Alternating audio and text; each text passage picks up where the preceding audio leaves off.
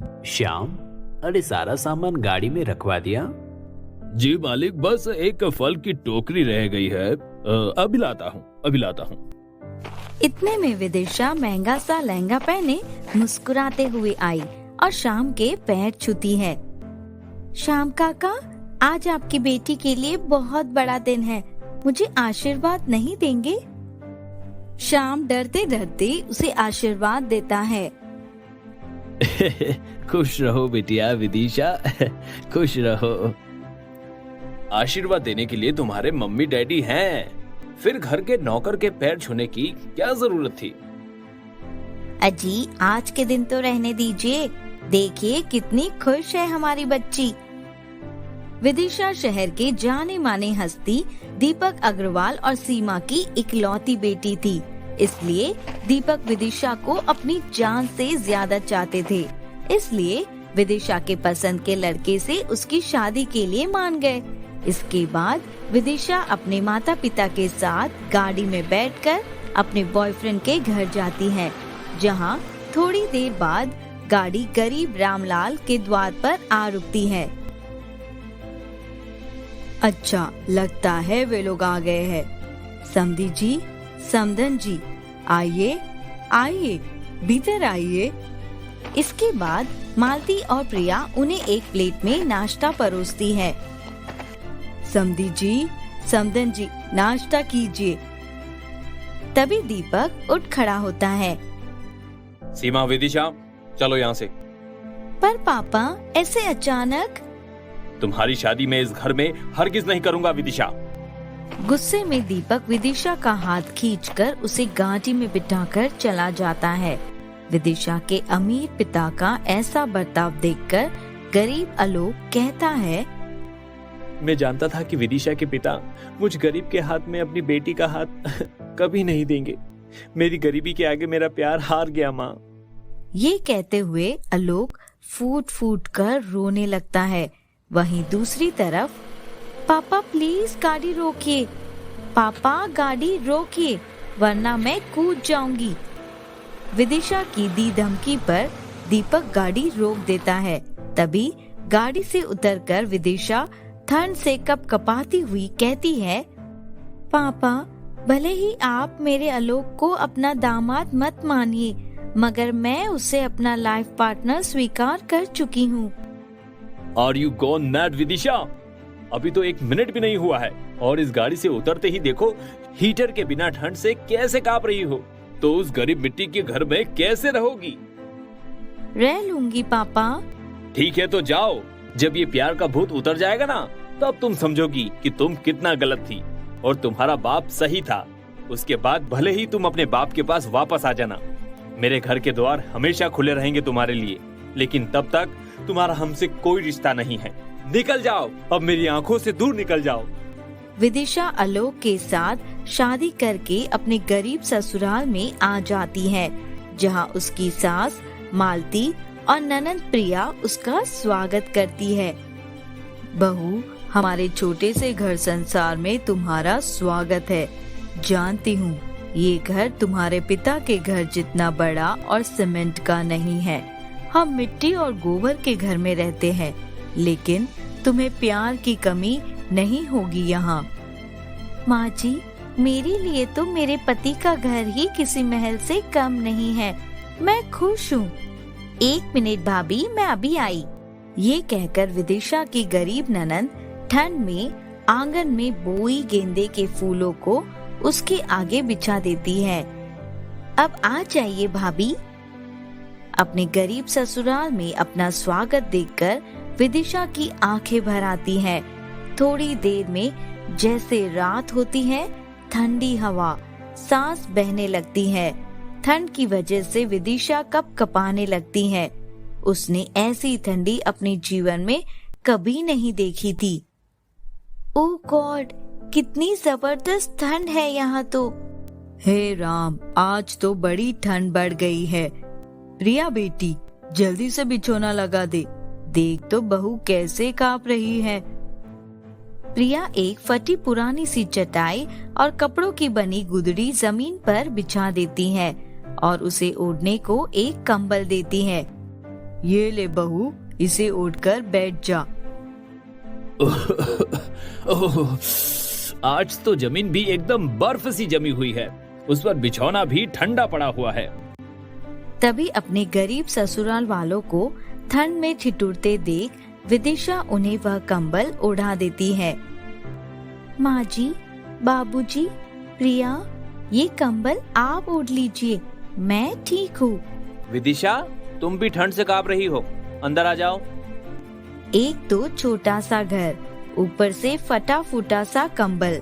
विदिशा और उसके गरीब ससुराल वाले भी ठंड रोक नहीं पा रहे थे। जैसे तैसे सब ने कांपते ठिठुरते रात बिता दी। अब वहीं हर दिन के साथ ठंड का टेम्परेचर घट जाता है। ऐसे में सर्दी में मायके में गीजर, रजाई में सुख से बिताई जिंदगी गरीब ससुराल में आई अमीर बहू को बार बार याद आती है। दिन रात आसमान से ओस और ओले गिरने लगते हैं। अरे बाप रे बाप, भगवान भी जैसे इतनी ठंड बढ़ाकर हम गरीब पर कहर बरसा रहे हैं। अरे प्रिया बेटी, जरा एक कप लाल चाय बना दे। बाबूजी, लकड़ी तो खत्म हो गई है, मैं लकड़ी लेकर आती हूँ। ये कहकर प्रिया जैसे ही जाने लगती है तभी धड़ाम से गिर जाती है। तभी घबरा कर मालती दौड़ी आती है। प्रिया, मेरी बच्ची, क्या हो गया तुझे? माँ जी, शायद प्रिया को ठंड लग गई। आप प्रिया को कंबल में लेटा दीजिए, लकड़ी मैं ले आती हूँ। ये कहकर विदिशा टोकरी लिए उस कड़कड़ाती भयंकर ठंड में लकड़ी लेने निकल जाती है, जहाँ दूर दूर तक धुंध छाई थी और ठंडी ठंडी हवा रोम रोम कपा रही थी। ओहो, कितनी ठंड है, दिन में भी रात जैसा लग रहा है, ऊपर से लकड़ी भी नहीं मिल रही है। तभी विदिशा को सड़क पर ढेर सारा गोबर दिखाई देता है। गोबर टोकरी में उठाकर इधर उधर से थोड़े बहुत सूखे घास पत्ते लाकर वह खाना पकाती है। तभी मालती उससे कहती है, बहू, हमारे गरीब परिवार से जुड़कर तुझे कितना दुख सहना पड़ रहा है ना। अपने गरीब ससुराल वाले को माफ कर दे। माँ जी, ऐसा मत कहिए, आपकी और बाबूजी की सेवा करना बहू होने के नाते मेरा कर्तव्य है। इतने में आलोक धूल में सना घर आता है। तभी अकेले में मालती उससे कहती है, आलोक बेटा, तुमसे कुछ बात करनी थी। हाँ माँ, कहो ना। मैंने उस दिन देखा था जहाँ पर तू काम करता है, वहाँ पर औरतें भी ईंट बालू उठाने का काम करती हैं। तू मेरे लिए बात कर ले। माँ, कैसी बात कर रही हो? इतने बुढ़ापे में आप काम करोगी, वो भी इस भयंकर ठंड में? ठंड तो बहू के लिए भी है बेटा। इतने अमीर घर की बेटी होकर उसने अपना धन दौलत, माता पिता, घर द्वार सब कुछ छोड़कर हम गरीब ससुराल वालों को चुना, तो क्या हमारा फर्ज नहीं उसे सुख से रखे?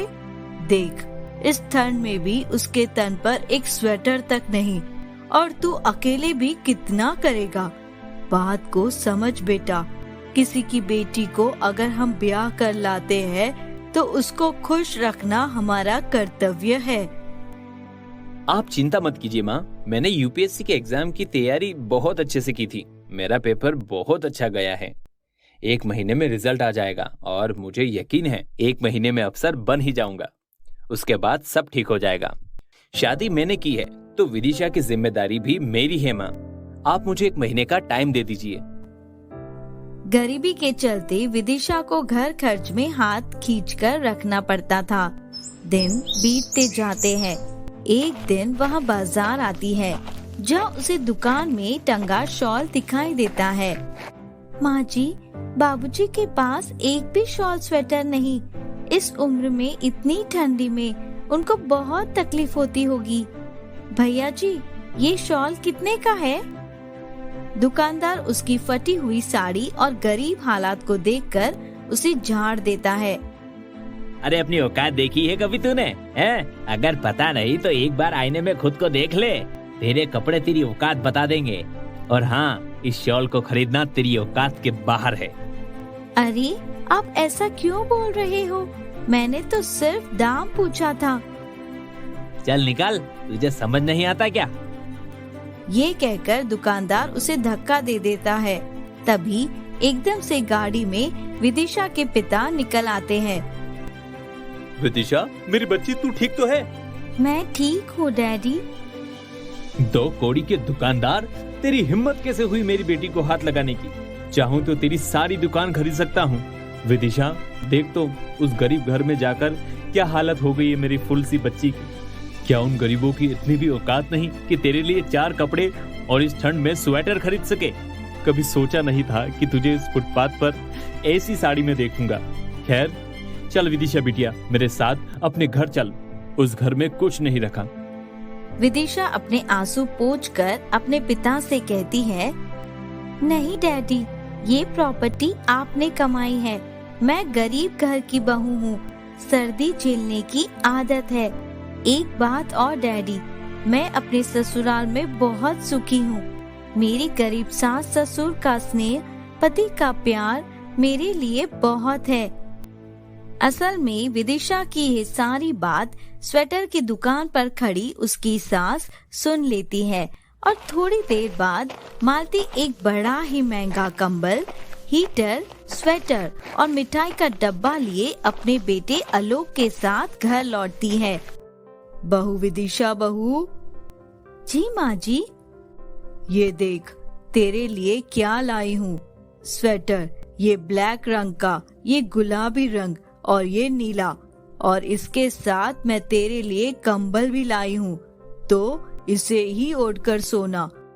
मगर माँ जी, इतना सब लाने के लिए पैसे कहाँ से आए? विदिशा, इसे ले लो और अब पैसों की चिंता करना छोड़ दो। तुम्हारा पति अब अफसर बन गया है।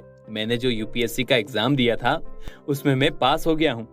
अब बस कुछ ही दिन इस घर में रहना है।